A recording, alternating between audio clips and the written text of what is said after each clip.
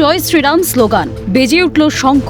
বঙ্গের মুখ্যমন্ত্রী হিসেবে শপথ নিলেন শুভেন্দু অধিকারী। রাজ্যে বিজেপি সরকারের প্রথম মন্ত্রিসভার রাজকীয় শপথ গ্রহণ অনুষ্ঠান হল ব্রিগেড প্যারেড গ্রাউন্ডে। 15 বছরের অপশাসনের সমাপ্তিতে পদ্ম ফুটল বঙ্গে। ঐতিহাসিক সেই মুহূর্তের সাক্ষী থাকলেন রাজ্যবাসী সহ হাজার হাজার হিন্দু ধর্মাবলম্বী মানুষ। দূর দূরান্তের বহু মিশন সংঘ থেকে এলেন সাধু সন্তরাও, যারা আশাবাদী রাজ্যের ধর্মের শাসন প্রতিষ্ঠা হবে শুভেন্দু অধিকারীর হাত ধরেই। শুভেন্দু অধিকারী তার নামেই প্রমাণ হচ্ছে সে এই শুভ কাজের অধিকারী।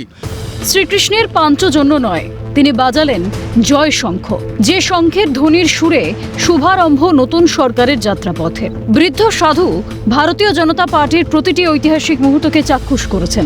আগামী দিনেও এমনভাবেই দূর দূরান্তে ছুটে যাবেন। গেরুয়া সরকারের হাত ধরেই সোনার বাংলা তৈরি হবে আশায় বুক বেঁধেছেন তিনি।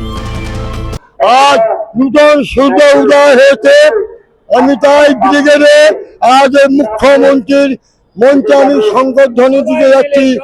কেউ বাজালেন শঙ্খ, কারোর শোভাযাত্রায় বেজে উঠল ঢাক ঢোল।